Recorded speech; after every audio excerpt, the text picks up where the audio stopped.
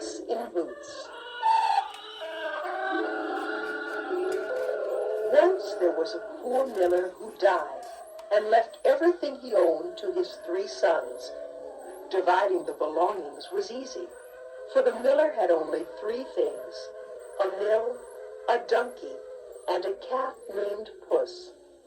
The oldest son got the mill, the middle son took the donkey, and the youngest was left the cat. "What good is a cat?" grumbled the youngest son. The cat looked at his new master and said, "Perhaps I can be more useful than you think. Just get me a sack and a pair of hunting boots, and you shall see." Now the miller's son knew that Puss had shown great skill in catching rats and mice, and surely a cat who could talk must be clever indeed. So he decided to get Puss the sack and the boots. When Puss got the boots, he pulled them on. Then he threw the sack over his shoulder and marched off.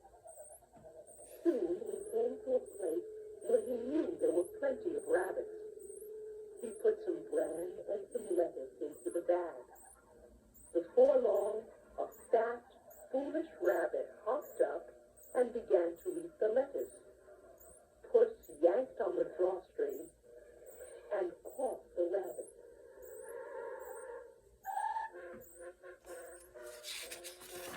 Puss marched far away to a king's palace with the rabbit in his sack. He bowed before the king and said, "Your Majesty, this rabbit is a gift from my master, the Marquis of Carabas." The king took the rabbit and said, "Tell your master that I gladly accept his thoughtful gift."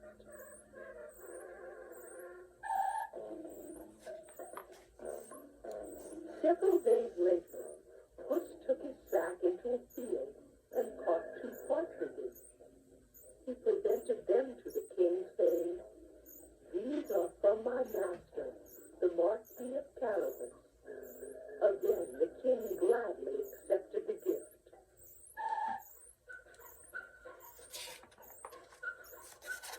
One day, Puss learned that the king was planning to ride through part of the countryside he had never seen before. The king's daughter, the most beautiful princess in the world, would ride with him. Puss went to his master and said, "If you do exactly as I say, your fortune will soon be made. Go and bathe in the river and leave the rest to me. But remember, your new name is the Marquis of Carabas."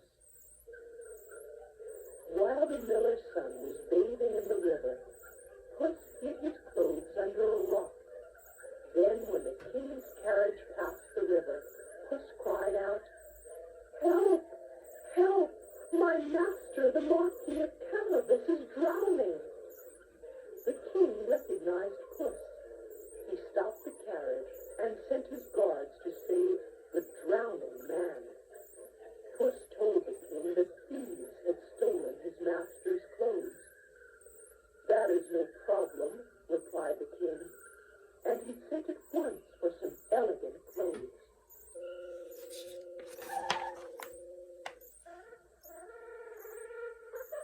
When the miller's son was dressed in the new clothes, he looked exactly like a marquis.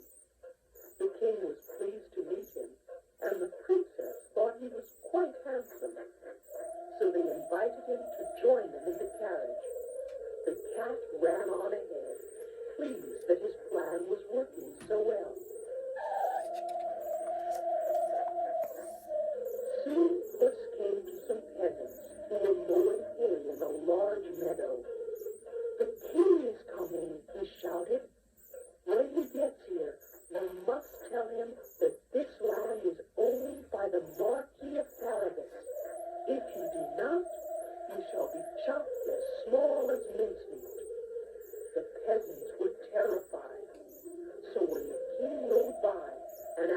who owned the meadow, they immediately answered, the Marquis of Carabas.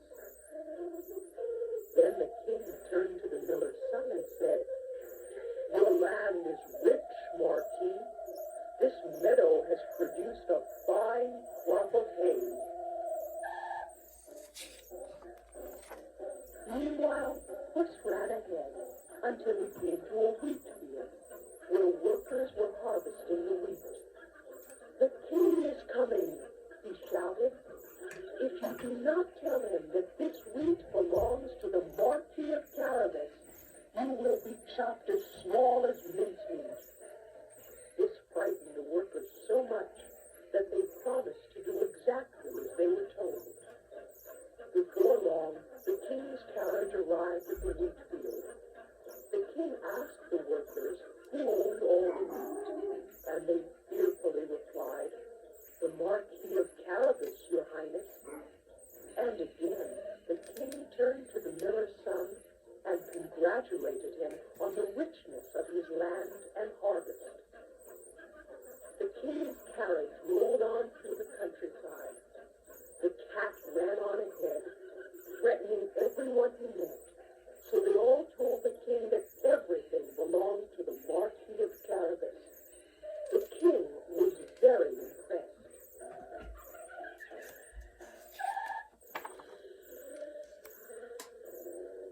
At length, the cat came to a huge castle. A terrible ogre lived in the castle. It was he who owned all the land the king had been riding through. Puss walked right up to the door and said, I could not pass the castle of such a fine gentleman without stopping to pay my respects. Now the ogre knew a compliment when he heard one. So he welcomed the cat and was just as polite as an ogre can be.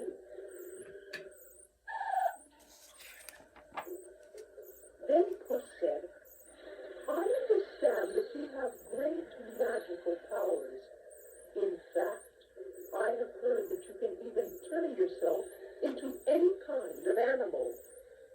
That's right, roared the ogre, and I'll prove it to you. At once, the ogre turned into a ferocious lion. Puss was so frightened that he fled to the top of the castle. When the ogre was himself again, Puss crept back down, still a little afraid. That was a good trick, said the cat. But it's easy for a big fellow like you to turn into something huge. I don't suppose you could turn into something small, like a rat or a mouse. That would be impossible, even for you. Impossible, roared the ogre. Just watch. Then, poof, he was gone, and a tiny mouse appeared and scurried across the floor. This was exactly what Puss had wanted. He pounced on the mouse, and that was the end of the ogre.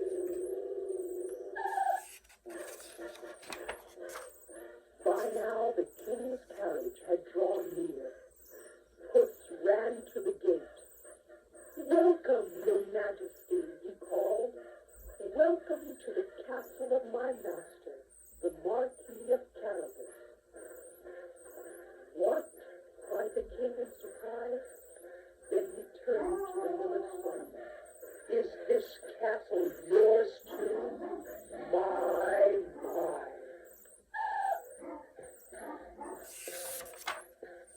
The miller's son smiled, but said nothing. He politely helped the princess down from the carriage, and they all went into the castle, where the ogre's servant prepared them a magnificent feast. After they had eaten, the king bowed to the miller's son and said, I would be honored to have you as my son-in-law. And so the miller's son married the princess and became known to everyone throughout the land as the Marquis of Carabas.